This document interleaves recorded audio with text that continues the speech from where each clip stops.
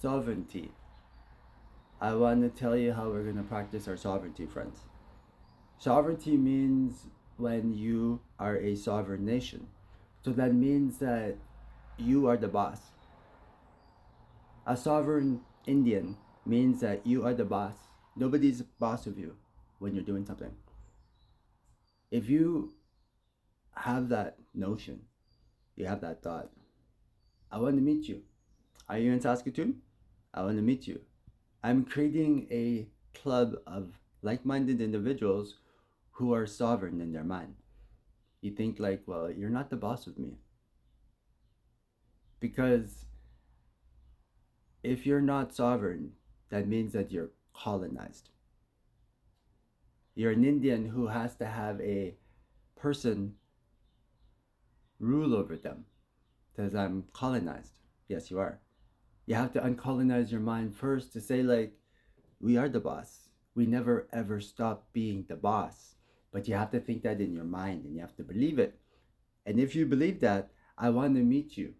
I'm creating a club of like minded people who want to create a sovereign nation. But first, you have to think and act like a sovereign person. I'm a sovereign Indian. In no way did I ever give up my right to have someone tell me what the fuck to do in my own country. When I was born, I was an independent country. Right now, we're divided like Europe was divided, the EU. And then it became the EU. You, my friends, is us, the EU. Together, we're going to be a sovereign nation.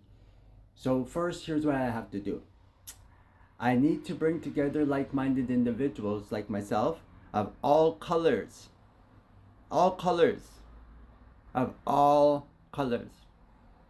Friends. Educated? Yes.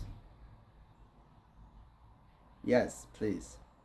I want people who have skills that are necessary to create a new thought. So, sovereignty, okay? That's why I want to have people around me to practice our sovereignty. But first, let me explain to you why, okay? To be sovereign means that you do not follow the rules of Canada. You do not follow any of their rules. You do not follow their laws. You do not recognize their laws, but you will follow them. But you don't recognize them. He says they don't apply to me. I'm a sovereign Indian. And I'm going to create a patch of land in Saskatoon and says in this encasement, this fence, 300 by 400 feet, I says we are a sovereign nation. And your rules do not apply to me in this sovereign nation, where the sovereign people are inhabiting.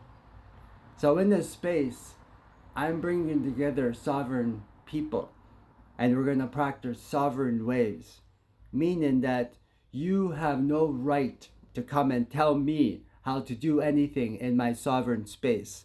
300 by 400 feet, I'm going to say we're sovereign.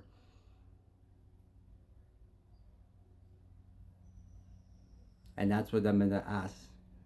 And that's what I'm working towards, sovereignty. But eventually, my friends, that 300 by 400 feet fence is going to be shiny, it's going to be beautiful, and it's going to represent something. Our sovereignty, our separation, our freedom.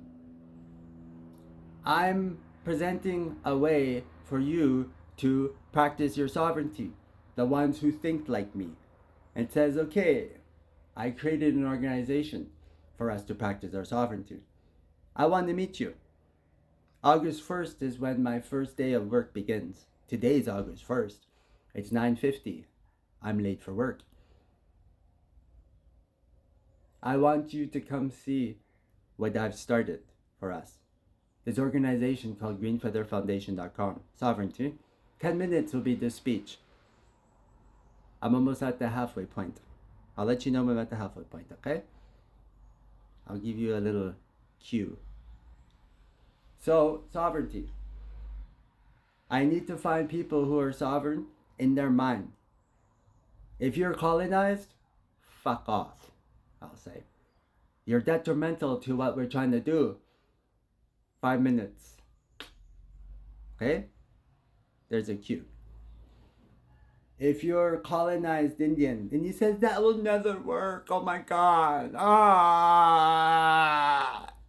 That's how you look, you colonized little bitch, is what I'll say. And I'll say, fuck off, you colonized bitch. I'll say. Andre Bear, are you a colonized little bitch? Or are you a sovereign Indian? You know how you'll know when he's a sovereign Indian? He'll be sitting right beside me. I will say, and we have Andre Bear. And I'll hold the camera. He's like, and he's not a little bitch. He speaks like a sovereign Indian. But I'd like you to put where you're fucking... You know how that goes. I'll leave it there.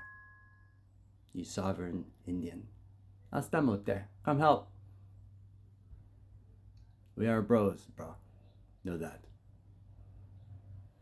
So, sovereignty. I want to meet you, sovereign person.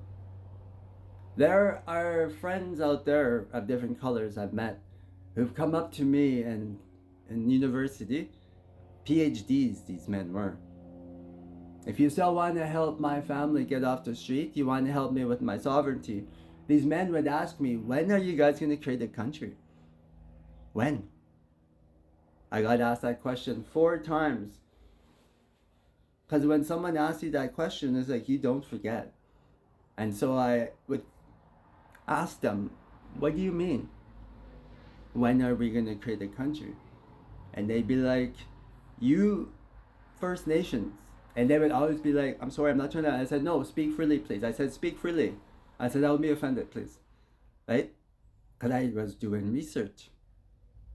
And they would say, well, technically, you First Nations, you have a treaty card. It says it's a placeholder. You signed a deal as a sovereign nation. It says you never gave up your rights. As a sovereign nation, these PhD people would tell me, and I was like, okay, speak, tell me, show me, educate me.